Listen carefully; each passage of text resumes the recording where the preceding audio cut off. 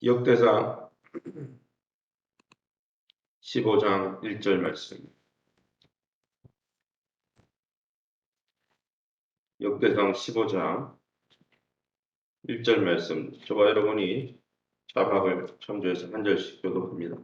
다윗이 다윗성에서 자기를 위하여 궁전을 세우고 또 하나님의 궤를 둘 곳을 마련하고 그것을 위하여 장막을 치고 다윗이 이르되 레위 사람 외에는 하나님의 궤를 맬 수 없나니 이는 여호와께서 그들을 택하사 여호와의 궤를 메고 영원히 그를 섬기게 하셨음이라 하고 4절 다윗이 아론 자손과 레위 사람을 모으니 13절로 넘어가면 13절 전에는 너희가 매지 아니하였으므로 우리 하나님 여호와께서 우리를 찢으셨으니 이는 우리가 규례대로 그에게 구하지 아니하였음이라 하니 15절 모세가 여호와의 말씀을 따라 명령한 대로 레위 자손이 채에 하나님의 궤를 꿰어 어깨에 매니라. 아멘. 오늘은 역대상 15장 말씀 가지고 다시 시작되는 역사라는 제목으로 말씀을 함께 나누기 원합니다. 오늘 역대상 15장은 방에 읽어보면 13장에서 이미 법궤를 이송하려다 하다가 실패했죠. 그 법궤를 다시 예루살렘 성으로 이송하는 장면이 15장입니다. 13장에 왜 실패했는지, 왜 법궤를 이송하는데 하나님께서 진노가 되는지를 자신의 잘못을 말씀을 통해 깨닫고 이 언약궤 운반 역사를 다시 시작하는 장면이죠. 참으로 다시 시작한다는 것은 부담스럽고 힘든 일이지만 예루살렘 성, 이스라엘의 수도인 예루살렘에 하나님이 계시지 않는다면 아무 의미가 없기 때문에 이것은 꼭 해야 될 사역이라는 거죠.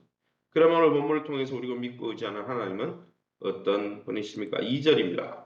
다윗이 이르되 레위 사람 외에는 하나님의 궤를 맬 수 없나니 이는 여호와께서 그들을 택하사 여호와의 궤를 메고 영원히 그를 섬기게 하셨습니다. 택하신 사람에게만 하나님의 궤를 법궤를 매게 하시고 그렇지 않을 경우에는 친히 징벌하시겠다고 민수기 4장 15절에 택한 제사장들과 레위 사람 중에서도 특별히 고핫 자손이 이 법궤를 매라고 명시적으로 이야기하고 있습니다. 그런데 그렇게 하지 않았죠. 수레에다가 그냥 턱 실어가지고 끌다 보니까 하나님이 진노하신 거죠. 직접 제사장과 레위 지파 중 고핫 자손이 어깨에 매어야 되는데 그렇게 했기 때문에 그들이 실패한 겁니다. 이것을 깨닫고 하나님의 말씀대로 하나님의 방법을 어긴 이 우사를 충돌하신 이 죽인 이를 깨닫고 말씀대로 하지 않았구나. 이걸 깨닫게 된 거죠. 사랑하는 성도 여러분, 말씀대로 살지 않다가 친히 우리와 충돌하시는 하나님을 경험한 적은 없습니까? 하나님이 우리와 충돌하시기 전에 말씀 앞에서 자신의 죄를 바로 깨닫고 우리의 삶으로부터 하나님의 주권과 왕권을 회복하여 하나님의 말씀에 순종하시기를 예수 이름으로 축원합니다. 우리에게 주시는 교훈이 뭡니까? 1절입니다. 다윗이 다윗성에서 자기를 위하여 궁전을 세우고 또 하나님의 궤를 둘 곳을 마련하고 그것을 위하여 장막을 쳤다 했습니다. 다윗은 하나님의 임재의 상징이니 하나님의 법궤를 예루살렘으로 옮겨오기 위해서 철저히 준비했다는 것이죠. 이는 하나님의 말씀으로 자기 나라 이스라엘과 백성들을 다스리는 것만이 바로 사는 생명의 길이다. 하나님이 이스라엘의 주인이 되셔야 된다. 그래서 자기 왕궁을 짓고 그 옆에는 이제 성전을 짓기 전이니까 성막, 이제 법궤가 들어오면은 모셔놓을 곳에 장막을 쳤다 이렇게 말씀하고 있습니다. 사랑하는 성도 여러분, 우리도 언제나 하나님의 말씀을 내 삶에 모시고 내 삶의 자리를 마련해서 모시고 정말 우리의 영혼이 영원한 삶을 누리기 위해서 이 말씀의 통치를 받기 위해 만반의 준비를 갖추고 있습니까? 다윗은 그렇게 나라를 시작했다는 거예요. 사울과는 완전히 달랐죠. 사울은 제멋대로 자기 고집대로 살았잖아요. 하나님이 말씀하든지 말든지 선지자 사무엘이 이야기하든지 말든지 그러다가 어떻게 됩니까? 패망했잖아요.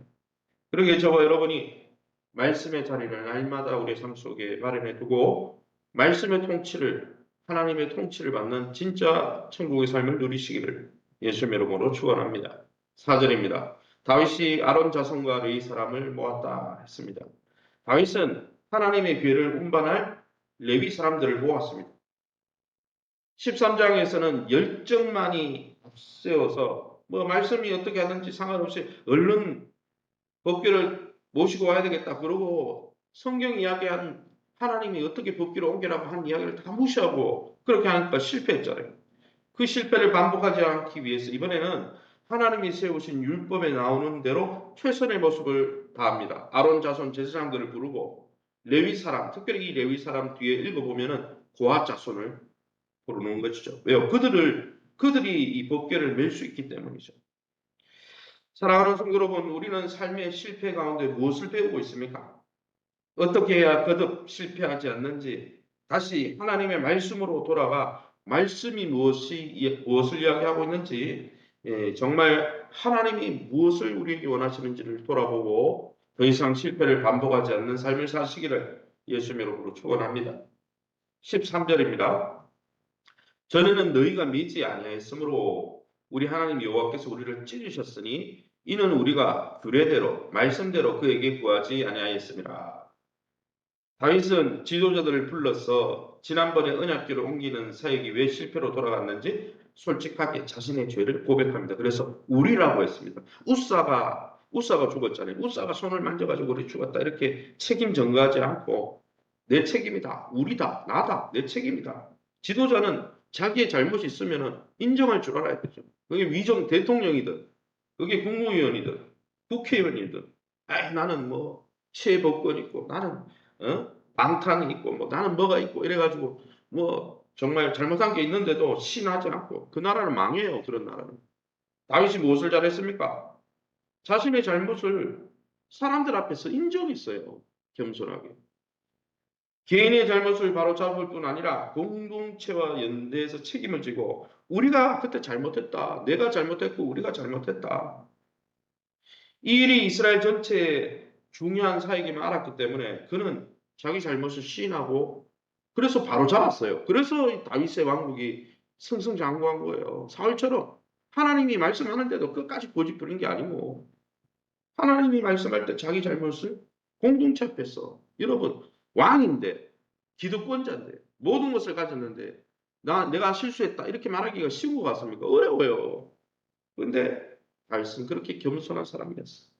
사랑하는 성도 여러분, 지금 우리가 겪는 문제가 나 한 사람의 잘못을 덮고 넘어갈 문제인지 아니면 국가 공동체적으로, 사회 공동체적으로, 교회 공동체적으로 의논해서 함께 극복해야 될 문제인지를 돌아보면서 우리 자신의 허물이 있다면 또 우리 자신의 잘못이 있다면 그것을 인정하고 하나님 앞에 우리의 삶의 궤도를 수정하는 또 그러한 대통령이 되고 그러한 국무위원이 되고 그런 국회의원들이 되고 그런 영적 지도자와 목회자가 되는 그러한 다른 나라가 되도록 저와 여러분이 기도해 주시기를 예수님의 이름으로 축원합니다. 마지막으로 15절입니다.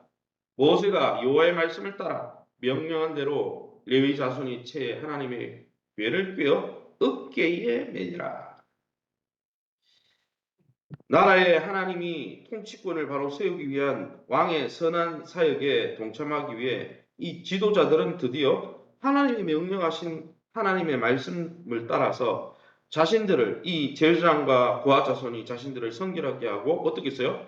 괴를 1차 때는 수레에 소가 끄는 수레에 그냥 짐짝 던져놨는데 그렇게 하는 게 아니죠.